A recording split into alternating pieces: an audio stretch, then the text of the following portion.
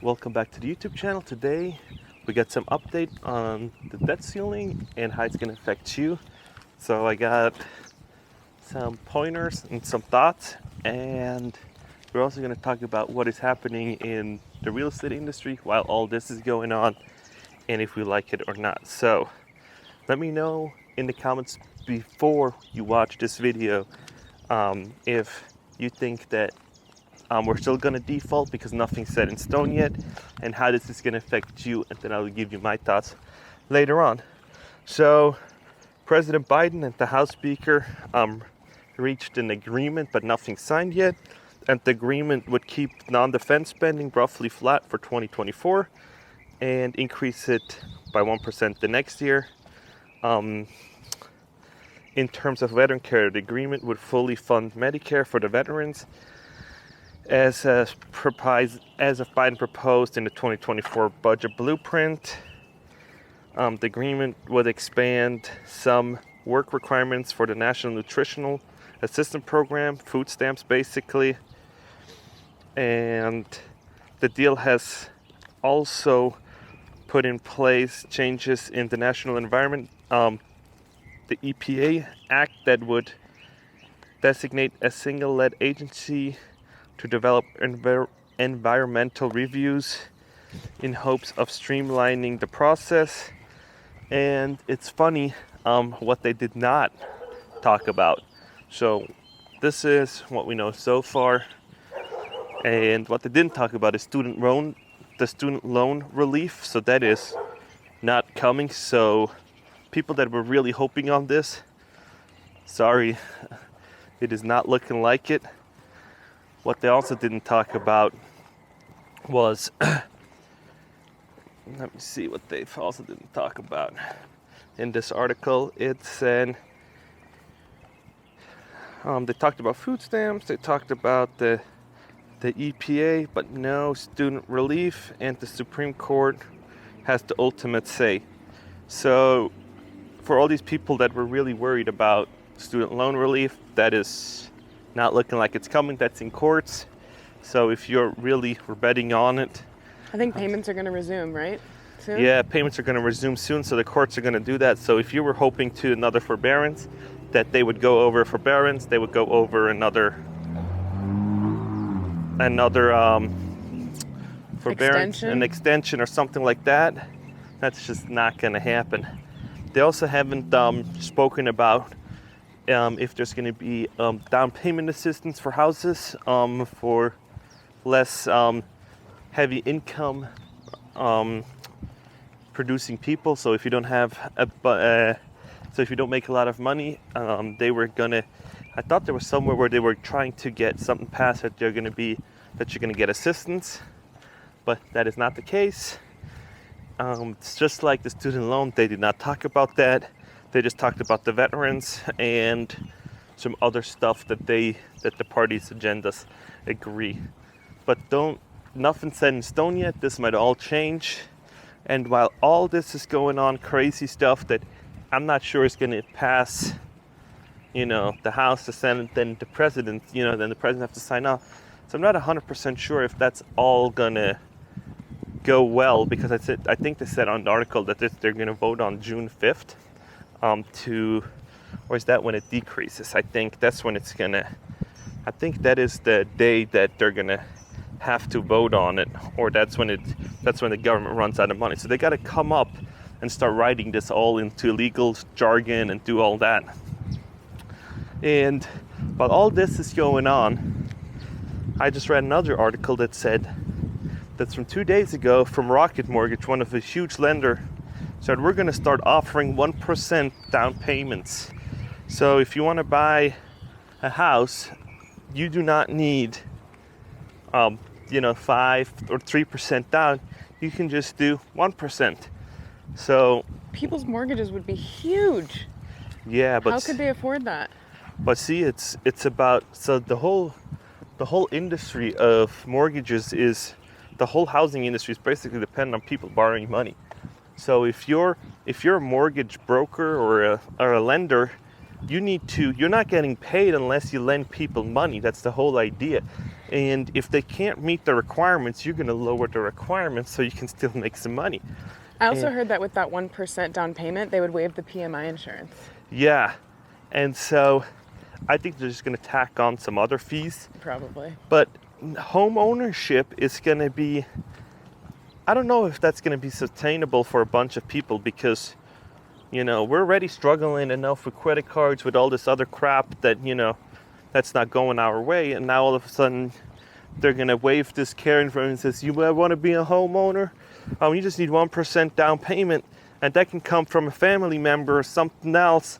And you can creatively finance it so we can make everybody homeowners. Let me get your phone so I can do a calculation to see what your mortgage payment would be. Okay. Should do a house. What's the house price? 300, 500? So let's take the average house price of $430,000. That is the average house price in the United States. And I just read today, I think mortgage rates with mediocre credit is 7.3, I think, something like that.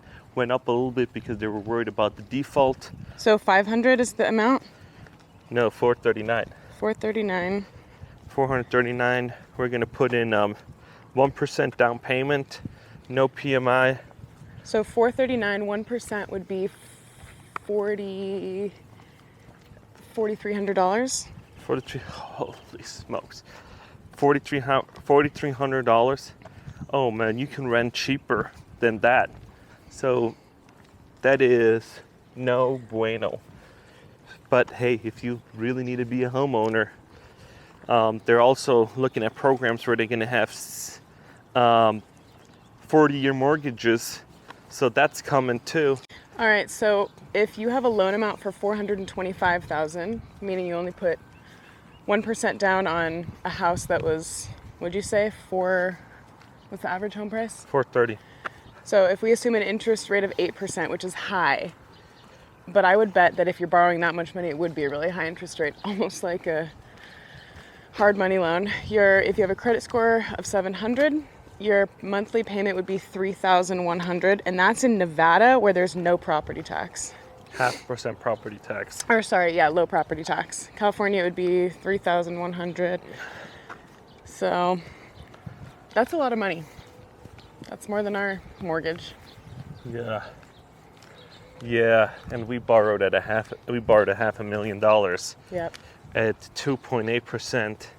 So looking at this whole crisis, where this whole thing's going with the debt ceiling, with the housing market, with the car market, I feel like we're heading towards a cliff where we're keep accelerating and pressing the gas pedal, even though it has a whole bunch of yellow cones, and we're in this half-broken Ferrari. And the check engine light's been blinking for 6 months. Yeah, the check engine and the brakes are overheating, and we're like, we're gonna finish this in number 1. And then and your pit crew says, you need to come and you need to get some repairs done, and be like, screw it, we're just gonna keep on going. We're gonna win this.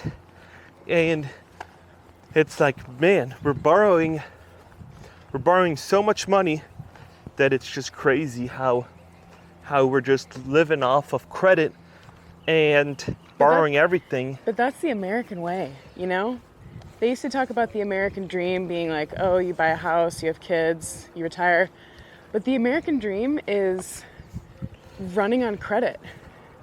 Like living above your means, keeping up with the Joneses, maxing out, like leveraging as much debt.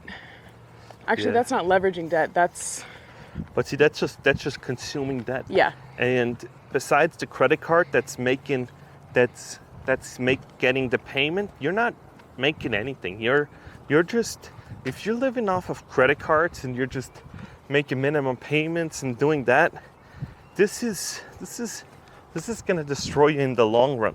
Because if you already have that mentality and you're financially irresponsible, and some people are financially irresponsible without knowing it, and that is not their fault for not getting educated, for not doing the right things with credit. It's just crazy how interest rates are high now, and people are just not getting it. So Let me ask you a question. Do you think it's financially irresponsible to make minimum payments on credit card, student loan, mortgage? Yeah. I Because agree. then you don't have the money. So if you're making minimum payments, if there's an emergency and you just think, my air conditioner broke like my neighbors did, and you have to pony up $16,000, I see why it's like, oh my gosh, I can't pay this off in 1 month. So I spread it over 3 to 4 months. Yeah, but that AC is going to last you how many years? 10? 10. But if you're gonna buy groceries, you're gonna buy Disneyland tickets, or you buy something else. I mean, I just saw a TikTok video yesterday or this morning, no, before I went tonight, and it was basically glorifying $1,300 car payments at a car dealership. Oh no. And this guy had 2 car payments. One of them was for $1,400 and one of them was for $1,000. And he was sitting there in the office, and this guy was like asking him, how much your car payment? And he's like, oh, $1,000. And what's your other one? Oh, it's $1,400. So when you have $2,500 in car payments and you're making $6,000, $7,000 a month, you have no money left over. And your wife is basically going to work just to keep the cars running. So the last thing I want to do with my significant other is having her basically work for a car that we just drive from point A to point B. Yeah, I'd That rather is- get rid of that car. That is the worst thing that you can do. And car prices have gone up significantly. So it's really, really sad how people think that this is the new way, this is the new normal. Because if we all collectively start buying cheaper cars, then auto manufacturers have to lower their prices and say, hey, the demand in the market isn't there to produce $70,000 trucks. The market only bears $20,000 trucks or $30,000 trucks. But at the end of the day, you and the driver isn't the customer. The customer is the bank, because the bank's gonna lend the money on it, and so the dealership is just gonna basically sell the loan to a bank, and that's gonna be their customer. So when you look at it that way, is they don't give a rat's ass until you get qualified, and when you do get qualified, you're basically in the bank's hands, and they'll walk you out the dealership laughing and says, haha, we sure got this guy. So now we are in a spot where everything went up, salaries did not go up that much, debt ceiling might be a little bit, might be diverted, might not, we're gonna see in the next few days, but it's not looking good because they need to make more cuts, and who knows what effectively is gonna get written down and penciled out and get agreed upon, because Democrats are in charge of the Senate and Republicans are in charge of the House. So it's a complete, so they gotta sell it as a win. Both parties gotta sell it as a win that the other party caved. But frankly, it needs to be a negotiation because they know one party does not control everything. So it would be easier to do whatever you want if you have one party in charge and you can do whatever you want. But now there needs to be negotiation. So they got to negotiate 50-50. I want this, and it's like a little rope pull, and they got the equal amount of power. So it's not going to really go anywhere. So they both need to make compromises. So in one thing that's really good, and I was kind of hoping to see what would happen when both parties say, hey, we're not going to lend out money anymore, or we're not going to print anymore. We're going to keep it done. And we're going to see what happens. They never would have done that. But that would have been hugely devastating. And that's very un-American of us Yeah. to say no more debt. But that would have been super interesting to just see how it's going and what we're gonna do with all that printed money and how it's gonna affect us. Yeah, I need to buy one of those handheld ones. It's heavy holding this camera. Yeah, I know. It gets my arm like, This oh my is why god. you're sore every day. Yeah, my arm is killing me. Yeah. I also feel like the U.S. is on the edge of some big cliff. and everybody's talking about a recession, but home prices are still up and car prices are still up. And it's like something's got to give. And I also wonder, I mean, you were saying earlier that the government is prioritizing, you know, Medicare and Social Security and the EPA, the Environmental Protection Agency, over student loan forbearance. I wonder if they're prioritizing the older generations. Because those are the people that vote. That's clearly. And those are the people that can still afford houses. No, and are still buying houses. No, those are the people that vote. So in order to change that is that young people need to go out to vote in huge masses. And when they start noticing that veterans and other people don't go out to vote as much, or their population is declining, then there's going to be a shift to the young generation, appeal more to them, and basically have more voting power, and the parties will cater more to you. But if you can't get up in the morning to go out and vote, then they're not gonna cater to you because you're not voting. Wow. So in one hand, I kind of get why they're prioritizing these people. Do I agree that veterans should be taken care of? 100%. But do I think that they need to make cuts somewhere? Truly believe that they need to make cuts. Where? I have no idea. If you know, let me know in the comments below to see where you think that they should make cuts. And we're gonna finish this video off, and I will see you in the next one.